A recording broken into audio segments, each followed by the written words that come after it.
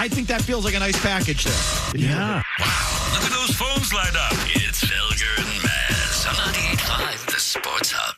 Question about a couple of veterans. Any updates on where things stand with Christian Gonzalez, and are you guys keeping the door open with the Eagles for A.J. Brown? No Gonzalez update other than I'll continue to publicly say that we want Christian here. And again, he's under contract, so we would expect that. But as far as players on other teams, again, going to keep the door open to anything that we think may improve our roster, whether that's with the player you mentioned or other players. That was Wolf yesterday on Christian Gonzalez and A.J. Brown. Second one I'll just do first. A.J. Brown, clearly, I'm surprised that he even gave us that. I think Wolf lacks a certain sophistication behind the podium, meaning I think he gives you the answer and tells the truth a little too readily. And, for their liking, for my liking, it's good because I don't think it takes much to read between the lines. I think he gives it to you. We'll do anything to improve the team, whether it's the player you mentioned or anyone else. Like that, he's a bad poker player. Yeah. Like they're still obviously in on A.J. Brown. Like, obviously. They could do much more to dismiss that, and he doesn't even really try. So I think A.J. Brown is still very much on the table. Question is pre-draft or post-draft. Again, given that cap date of June 1, it's probably going to be June 1 by now. I mean, the Eagles would do it before the draft if someone made it worth their while. But I think they're saying if no one's going to make it worth our while, they might as well just save even though they don't need the cap room, really, because it's this year and their team building is kind of over. So the cap room, they're carrying his cap right now. So it's like. It takes more off. It's actually because there's money coming from future years that moves into this year. I understand, but they don't need it this year. It would put them you need I forget what it is, like $10 or $12 million just to get through the year in terms of. No, they tell you that, but that's not a rule. That's when this is what this team does all the time, so they don't have to spend. They don't want to have to do the maneuvering. The Red Sox do this as well. Well, we have to leave some flexibility for in the season. And then they get in the season and they trade for Dustin May and pocket all the money. And trade Rafael Devers. Right. So the Patriots do that all the time. Well, you want to have some flexibility. Lie. And then they never do anything. And it's, again, so the Eagles are already carrying the cap hit. They don't need the cap savings. I think Roseman was using that as just a false leverage point to get teams to pay more. And the teams are saying, F you. You're already carrying the cap space. You don't need the cap space. We all know that. You're going to get what you're going to get. I wonder if they're going to end up releasing him. Which sometimes happens. But either way, I think the Patriots are clearly leaving the door open for A.J. Brown. The first one. Second time we've done this now with Eliot Wolf. So he clearly, because he's speaking for the franchise, and believe me, Eliot Wolf is not making the decision on Christian Gonzalez. Not even close. That's Robert Kraft who's making the decision on that one, and Jonathan. The money guys are making the decision on Christian Gonzalez. And for Eliot Wolf to say again for the second time in like a month, again, we all say again publicly we want Christian here. And again, he's under contract, so I hope that would be the case, meaning you're under contract, Christian. We don't have to do anything, and you're under contract, so we expect to see you here when players start showing up. Exactly right. They're not paying him. No, that's how it was impossible to not take that comment as anything other than that. They'll sign him to a team-friendly deal because their approach is, if you want to go early, then we get something out of it. You'll get something out of it. You'll get some money early, but we get something out of it where we get a little discount off the top of the market. And that's when we'll do the deal. We're not going to set a market for you if you go early. And I knew that's how the Patriots want to do it. And that apparently is how they're doing it. So get ready for a tender hamstring from Christian Gonzalez. Neat, fun, great. Your thoughts, Barth? That last part there is what stands out to me when people get asked, when do they need to get it done by? What should be the deadline?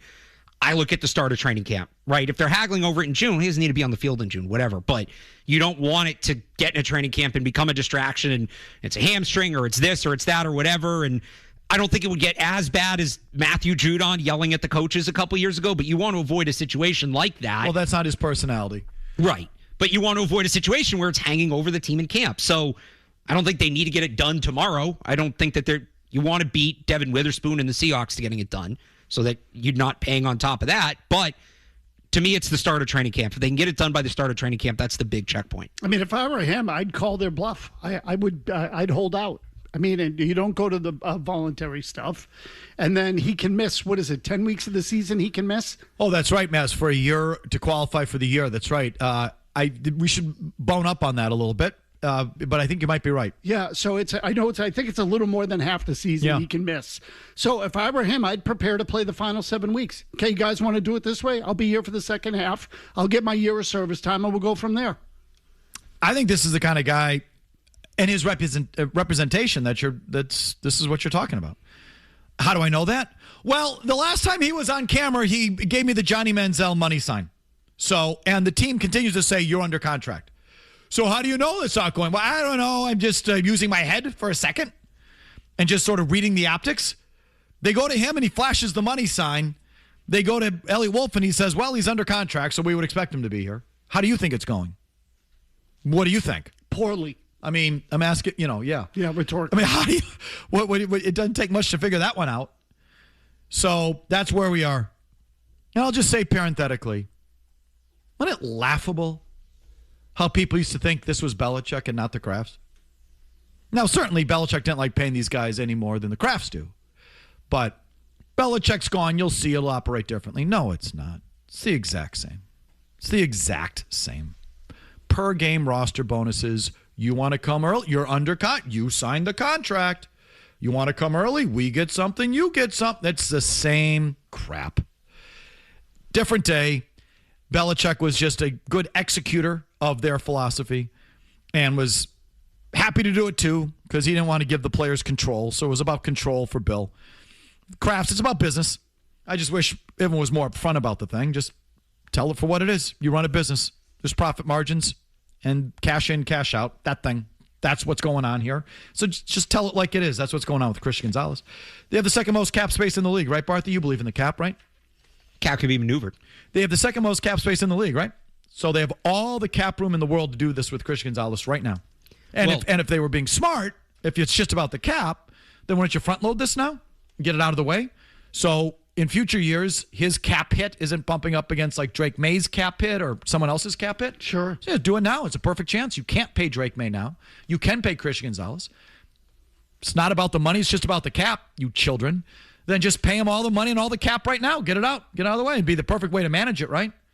Oh, so you see, it's not about the cap. Guys, it's about the actual money out the door. So, your thoughts, Barthy? Fourth in the league in cap space. It does it in theory. You're all right. You can't erase the years of the rookie deal. It's not like other contract extensions, so it won't kick in until that fifth year. But you give them upfront money. It would be a year ahead of Drake May and the signing bonus and yes and all that. Exactly. But you're not. Their cap this year, if you're for however much you want to weigh the cap, their cap this year is irrelevant to the Gonzalez extension. Well, he gets fresh money now, but that doesn't impact this cap. So bonus. That rule about how you can't rewrite the rookie deal, that's another one. Okay, but they get money now. He gets a signing bonus. No. But I look at that and go, you weasels. Like, this is an owner thing that they want in there, so they're guaranteed to not pay the guy until the fifth year. But it's the same. But they're going to give him up front if you sign a new deal. So they are paying him. They're paying him a bonus. It's the thing that you've talked about. It's the escrow money. That's what they have to come up with. Whatever the future guarantees are in the deal, now or in the future, they have to come up with it and put it in an escrow account. They have to take it out of their investment accounts or wherever it is and put it in an escrow account for the player. That is the big issue. But again, just on the cap, whether it's this year or next, Gonzalez can go a year before May. Yes. So it would behoove them to get in the Gonzalez cap. Front load it, yeah. Yes. And get it out of the way before May goes. But it's not about that. It's about coming up with the actual cash. But again, I don't need to get sidetracked with that. We have 10 questions. Oh, yes, I do, because I'm obsessed. 10 questions with Barthy around the league right after these words. Sean and Lawrence. Go, Sean. You keep saying, I didn't actually watch the game, whether it's Patriots, Celtics, Bruins, whatever. Isn't your job as a talk show host to actually watch sports? So I would say my job is to get you to listen. That is the job. Mission accomplished.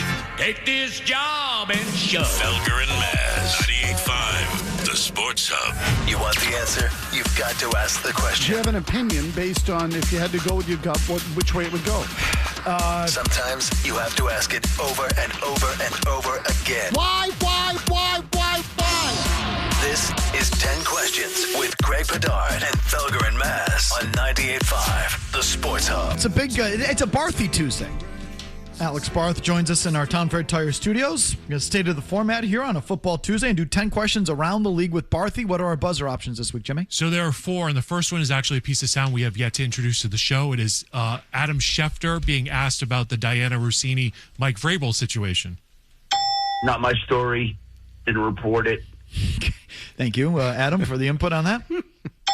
We did those. No, we didn't. Yes, we did. No, we didn't. No, we're going to do them anyway. We did, but we'll do them again. Listen, we did them. It doesn't mean we can't do them again. Some high-level Felger Mazz bickering there. Next. Boston Bruins just tweeting, Hagens is here. Very exciting. Go ahead. This was actually a call to the baseball hour last night.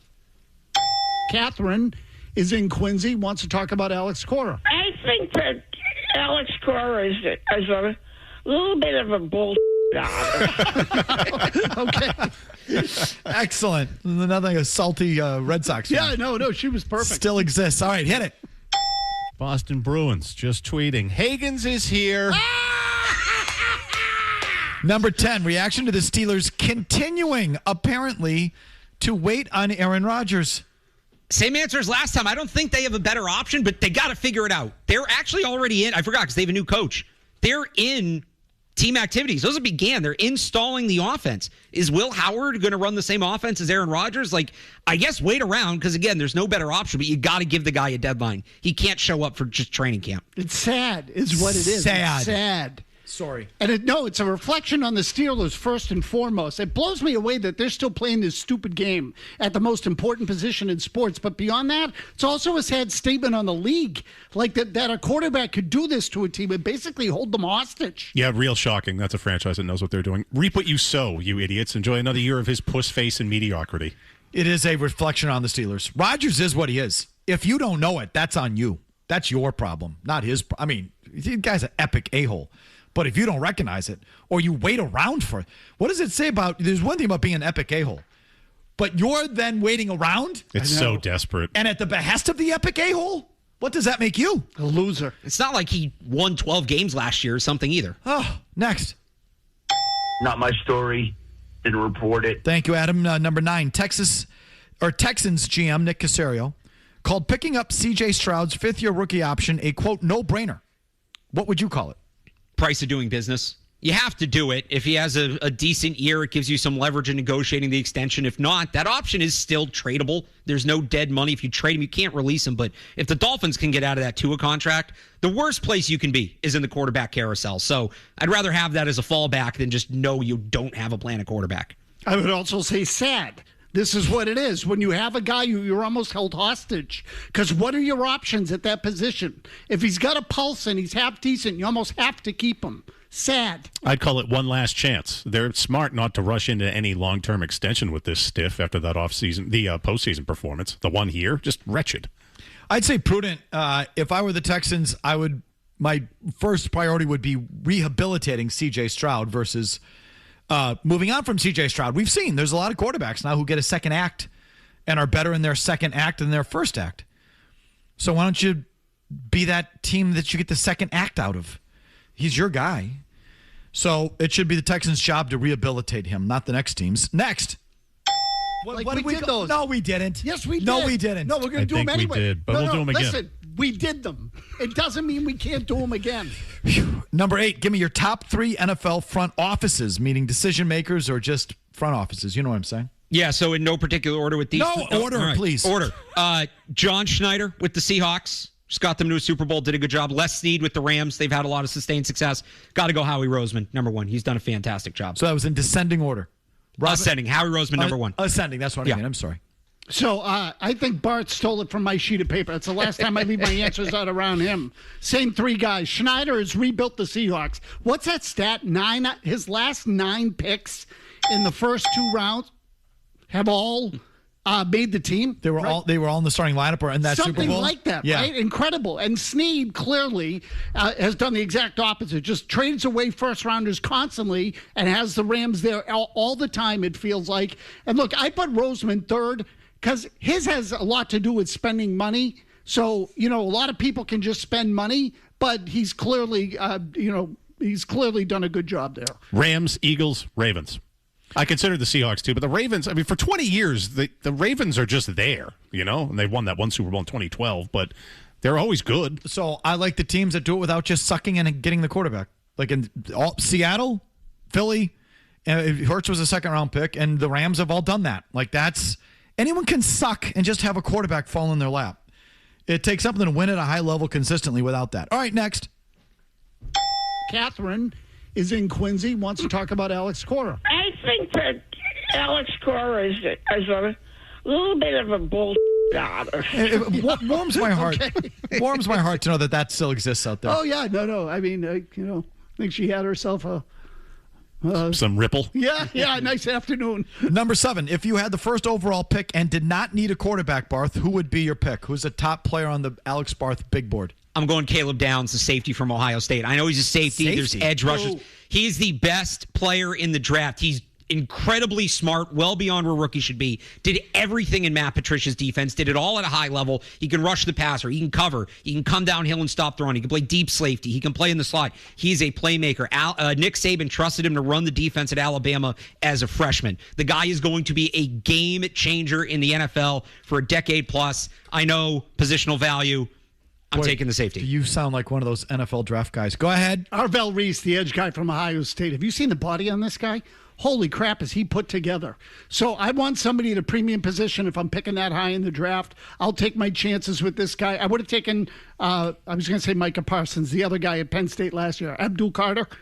So this guy, to me, looks like he's built like Abdul Carter. Barth looked at my notes. Caleb Downs, a safety from Ohio State. I like the clips. I like the write-ups, including yours on this. Smart, good in coverage. People say he could be like Budda Baker. I know he's a safety. It's not the most sexy position, but...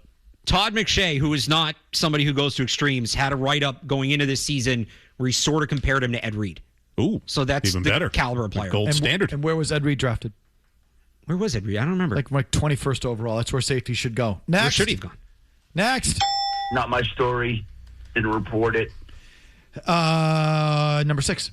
If you needed a quarterback, is Fernando Mendoza your guy? In this draft, yeah. He's a worthy first overall pick. He reminds me of Cam Ward and Bryce Young in that. I don't know that those guys go first overall every year, but they're top 10 caliber picks. And in a year that's a little more down at quarterback, I think it's fair to take him first overall. I've warmed up on this guy. I was a no for a long time, but you know what? He's accurate. He's got some balls. Like, there is something about him that's intangible that I like, so my answer is yes. Sure, why not? Good size, 6'4", 230. Did look poised in some of the playoff action I saw. Take a shot. Hope he doesn't suck, but he will. Ed Reed was 24th, by the way. Suck it. You had the 21st pick that year and took... What year was that? Daniel Graham. Oh, nice. I think you actually might have traded up in that draft, but either way, you ended up with the 21st pick, took Daniel Graham. And then Bill did nothing but basically whip it out for Ed Reed for the next 15 years. Well, you had a chance to take him there, Billy boy. Ronnie Lott was the 8th overall pick, by the way. It's just hard to go safety that high. It's fair. I don't get on Mendoza. I don't get why he's not like an automatic. Yes. And maybe I'm just sort of falling in love with those postseason games. Like I made the mistake with Penix in that, semifinal game. But Mendoza, to me, he already throws an NFL caliber back shoulder throw, on the sideline. Yeah. He like that's not a college throw. No. And I know the college game is coming and blah, blah, blah, but that's not a college throw. That is a high level Aaron Rodgers, Drake May. That is 17 yards down the field on the sideline. I'm going to put it on his back shoulder. That's like a high end elite throw. And he's already got it. And he moves well enough. He showed it when he had to have it.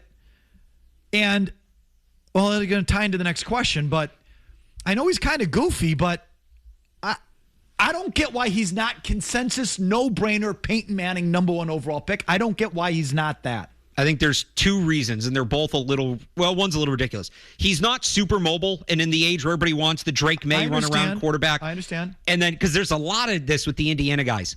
The Indiana guys as a whole, when you watch them on tape and see where they're projected, doesn't line up. I think it's taking everybody a little bit of time to adjust to this Indiana being good at football thing. There's some helmet scouting. Yeah, so I don't helmet scout. I just watched him play. He felt like an NFL quarterback to me. Next, Jimmy. Boston Bruins just tweeting, Hagens is here. Is Mendoza a tool bag? I don't think so. He's goofy. I don't think he's a tool bag. 100%. Yes, 100% complete tool. Yes. But I like him. I can't get that post-game meltdown he had. The Hoosiers are flipping champs. Yeah, he's a tool bag. Completely. Does it work? Yeah. It does for him, It does. Yeah. It does. Like a charming kind of way. The wholesome thing, yeah. Or just, I don't know, we look at from the outside, this over-the-top, goofy, rah-rah stuff, but does it actually land with some of the people that he plays with? I was going to say, his teammates seem to respond to him, so the answer is yes. I think he's legit, but, what the hell do I know? Next. What did we did those. No, we didn't. Yes, we did. No, we didn't. No, we're going to do them anyway. We did, but we'll do them again. Listen, we did them. It doesn't mean we can't do them again. Speaking of which, number 4, should Dianna Russini or the Associated Press release her NFL Coach of the Year ballot from last year? Yeah, I think they all should be public. So, yes, I think the Hall of Fame voting should be public. I think this all should be public for various different reasons where you might have conflicts of interest. It's sports at the end of the day. It's not proprietary information. I think that there should be accountability for the people who vote for these things, especially when things like, I don't know about coach, but like MVP, there's financial implications tied to that for players. So, yes. Yes, 100%. Yes. And again, I would say the same thing as Barth. I think that should be true regardless. But especially now, have to. Yep, let's see it. Open it up. Let's see that ballot. Let's take a look at that phone of yours while we're at it. Next. Not my story. Didn't report it. Now listen to the question. And we're going on, for the purposes of this, we're going to take Dianna Russini and Mike Vrabel at their word. In other words, that was a platonic situation that was innocent, and they were just socializing away from the stadium. Okay? So, if you could pick one current NFL reporter to have a platonic canoodle with, if you could canoodle with any current NFL reporter. Well, there's a word. I didn't know about the platonic part. Well, so I don't want to sit here and say, who'd you like to do? Okay, we're not doing that. Okay, all right. Okay. Say, this was written kind of horny. Yeah. Well, this is where your minds are at. I just used the word canoodle. Okay. If you could pick one current NFL reporter to canoodle with at the Ambiente Resort, who would it be? But listen, for the purposes of aggregation, I'm not asking you who you want to do. I'm asking, who would you take a hot tub with and lock hands with at sunset?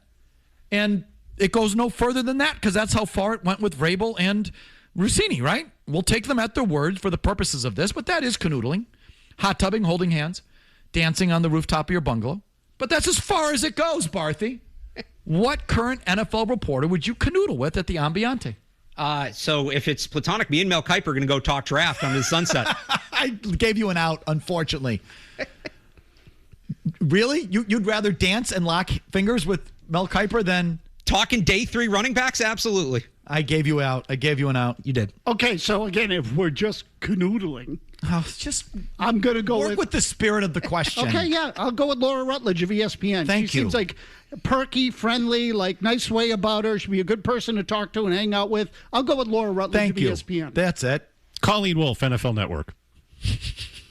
Again, we're just canoodling. We're just canoodling. I go Missy Stark. 52. She crossed my mind. 52. See, the young ones are so easy. 52. Still throwing high 90s. Sure. But again, just to enjoy a platonic moment. Yeah, just to hang. We're shooting the breeze. Next. Not my story. Didn't report it. Barthy, if you could pick any one reporter from the past, not current NFL reporter, but anyone in the annals of NFL reporting. Will McDonough. To take to the Ambiente and lock fingers and hot tub with, do a little canoodle with, who would it be? I've always wanted to meet Chris Berman. Boo. So, like, going into the past, there's an easy one here, like Phyllis George. Be hard to turn her down. But I'm actually going to go with, there used to be a woman on the NFL Network whose name was Lindsay Rhodes. Sure. She's not with the NFL Network anymore. But I always found her to have sort of very light, Loved her. And what was her maiden name? It was Lindsay Soto. Soto. Yeah, she worked for the NHL Versus. Right, she was NHL. That's right, Lindsay Soto. Yeah, she worked for Versus before that. And then she became, she'd be a great gal. Yeah, again, just to chat with in the hot tub. Yes. Yeah, and I had very sort of light personality. Yeah. Easy to be around. Yeah, share a sunset with. Yeah, definitely. Just unbelievably horny questions. Early 2000s, Jillian Barbary used to be on Fox NFL Sunday. That's who I would go with. I went Susie Colbert. Oh, nice one. Again, it's so easy to pick the Murray's picks or Murray's picks. But I'm looking for, Susie Colbert always good one. Did it for me. No, good one. On that level, just also a very pleasant personality. Share a hot tub with. Next. Last one. Catherine is in Quincy, wants to talk about Alex Cora. I think that Alex Cora is a little bit of a bull. Okay. Where, Barthy, is the single most romantic place you've ever taken a girl on a date? NFL Combine. Winery upstate New York, overlooking the lake, sunset, live band going. That kind of thing. That's pretty basic, but... When was that? Right after college. What happened with that one? It's not going on anymore. When was that? How old are you? 32. So that was 10 years ago? Yeah, like 9-10 years ago. How come that didn't stick? Long distance. She was where? Because we in college and then we New York or Connecticut. Just moving. Does honeymoon count? Just answer the question. Yes, sure. Why not? San Domenico Resort in Sicily. My wife and I went there for our honeymoon. If you've seen The White Lotus, it was where season 2 of The White Lotus was. It's a converted monastery that's on the cliff of Sicily. It's spectacular. Number 2 would be the base of the Brooklyn Bridge. Romantic. Yep. Yeah, like a Woody Allen scene. Yeah, it's just a cool place to be late at night. Before Woody Allen was a raging pervert. Go ahead. A date, if you're talking, at best you're going to get is a dinner. Anything beyond that with dating, you're a sucker. But once it's real, my wife and I went to the Ocean House in Westerly, Rhode Island, for summer a couple of summers ago. It was awesome. Okay, so I didn't say date. I said girl. Where's the most romantic you've ever taken a girl? Could be your wife. I'll give you another one. The Cliff House up in Agunquit, Maine, right on the coast. Sure, I know it. Out of this world. Fabulous view. That's I've done many of them, whatever, Paris, Napa, all that stuff. My most romantic place I took the wood was Mayweather Pacquiao in Vegas. I found that romantic. That was cool. Here's Murray's update. When we're right back, I want to follow up on the Russini thing with Barth coming up right after the headlines here with Murray. Felger. Shush. Mazz. The Sports Hub. Following up on something that has just broken in the last 10 minutes on the Vrabel story. Dianna Russini has resigned from The Athletic, according to the Associated Press, and according to her, she released a statement. So again, reading from the Associated Press story, NFL reporter Dianna Russini has resigned from The Athletic less than a week after published photos of her and New England Patriots coach Mike Vrabel at an Arizona resort prompted an internal investigation at the New York Times-owned sports outlet. And the statement has been released or has been attained. Quote, I have covered the NFL with professionalism and dedication throughout my career, and I stand behind every story I have ever published. When the page 6 item first appeared, The Athletic supported me unequivocally, expressed confidence in my work and pride in my journalism. For that, I am grateful. In the days that followed, unfortunately, commentators in various media have engaged in self-feeding speculation that is simply unmoored from the facts. Russini said in a letter sent Tuesday to Athletic executive editor Stephen Ginsburg, and it was obtained by the Associated Press. So this is a letter she sent to the Athletic, and the AP obtained it. Continuing, she says, moreover, this media frenzy is hurtling forward without regard for the review process. Without regard for the review process the Athletic is trying to complete. It continues to escalate, fueled by repeated leaks, and I have no interest in submitting to a public inquiry that has already caused far more damage than I am willing to accept. Rather than allowing this to continue, I have decided to step aside now, before my current contract expires on June 30th. I do so not because I accept the narrative that has been constructed around this episode, but because I refuse to lend it further oxygen or to let it define me or my career. End of the statement. Mazz, your thoughts? I think for her, this end was inevitable. Like, I just don't think there was a way around it, whether you believe that something was going on there or not. The appearance of it is all that matters. And so there's no way the Times is going to let her come back and, live with that kind of speculation about their paper. There's no way they were going to do that. I think there's a quid pro quo here. I'll walk away quietly if you stop digging and anything else more comes out. And then hopefully this thing can just blow over and go away. I mean, there's a settlement of some sort. I mean, doesn't that go without saying? No? Well, I mean, maybe it's as simple as that. Yeah, could be. Call off the dogs. Yeah, could be. I'll make it easy on all of us. I'll step aside. You call off the dogs. And she she kind of alluded to it in the statement. Again, rather than allowing this to continue, I've decided to step aside now before my current contract expires June 30th. I do so not because I accept the narrative that has been constructed around this episode, but because I refuse to lend it further oxygen or let it define me or my career. Okay, so I have two thoughts. One, she's playing the victim there, and sorry, Dianna. You carried yourself a certain way. Keep it real. You have not been unfairly targeted. You have not been unfairly scrutinized. In fact, I think the vast majority of media have gone exceptionally easy on you and Vrabel. Most media outlets haven't even talked about it yet. Not even national or what you would say are sort of above the fray media outlets. Our former newspaper, Mazz, the Boston Herald, put it on the front page for the first time all week. For the first time, we got Vrabel Russini on the front page, and even put it on and not that the front page of the Herald matters anymore, but if anything, I think the media has gone exceptionally light on Russini and Vrabel. So for her, that's one. But two is, Dianna, let's keep it real. How have you carried yourself over the years? You're not, so she's playing the victim. Stop it. You make your bed, you lie in it. That's that. Number two, it reflects poorly on Vrabel. The Pats aren't going to look at him or scrutinize him the way the Times scrutinized Russini, and fans and media certainly aren't going to do that to Vrabel.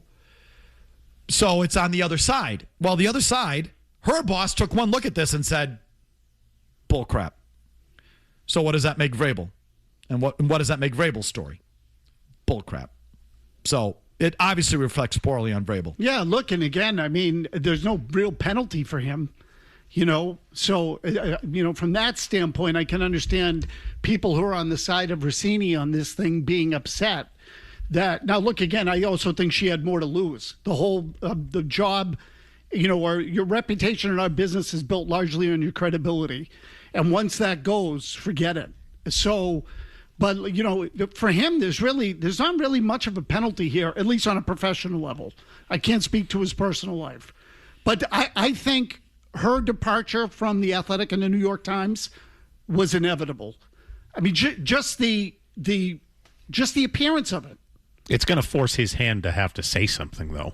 Doesn't it feel like this has to happen with Vrabel?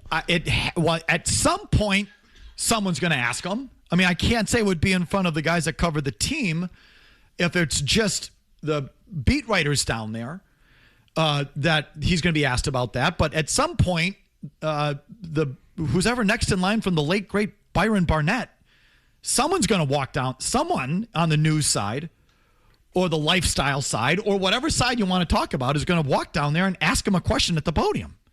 That's coming, whether it's the next time he's there or in 2 times. It's coming. So, he's gonna have to do it eventually. I don't think he's going to get away with it unless we've gotten that pathetic. And maybe we have. What took the Herald so long? Are you interested in selling newspapers or not? I've been asking this forever. God, a week later, they finally put Vrabel Russini on the front cover. Saw Beetle earlier. He bought the paper. $450 for that now? $450. Yeah, what a ridiculous. Well, do you want to sell it or not? Do you want to sell this thing or not?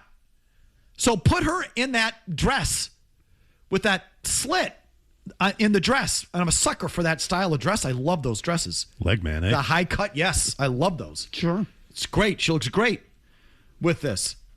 Put her on the cover and sell the newspaper. What are we trying to save the world here? Or save journalism? Or are we trying to stay in business and sell a newspaper? God, what took you so long? But this is all a long way of saying if she's playing the victim, Dianna, you understand. Like, for 5 days, hardly anyone said anything. A few local radio guys. And if anything was said or written about it, they just picked up your denial. That's all they did. Her playing the victim is not going to last very long with me. No, in terms of heat, this has been a simmer at best. Like you said, it's really just been kind of these shows, like local radio shows that have been talking about it. But, the chickens come home to roost. You carry yourself a certain way, it tends to come back at you. And please, I shedding any tears, please give me a break, Dianna, with this. You've been unfairly targeted. Stop it. Barthy, your thoughts? That was good. I mean, it's not. I can't say I'm surprised when there was that reporting initially. Every report had her contract, which actually said August, not June, and it was like, okay, that's clearly notable because they're going to let that run out. A couple weeks ago, they'd put her podcast, or a couple days ago, I think the wording they'd used was on hiatus. So you saw this coming, and if there was heat, like the heat that was there was looking into the stories that she's reported. That was kind of the story that was out there. You saw a lot of people in Philly asking about the A.J. Brown thing, things like that. So that's what the situation was. That's what the investigation was, that's what they were going to look into. And so I'm with you. I don't know how much heat there was. It was, the tabloid stuff, but that was the big thing for me is people looking at her reporting. And then that end date kind of felt like, okay, the Athletic's ready to wrap this up. Either way, thanks for coming in, Alex. We appreciate it. Thanks for having me. All right, we have to get to the Red Sox and what happened to Crochet last night, but I want to follow up on this just for one more. At least we'll hit on throughout the course today, but I do have a follow-up on it. We'll do it at the top of the hour. Don't go anywhere. Felger and Mazz returns right after this.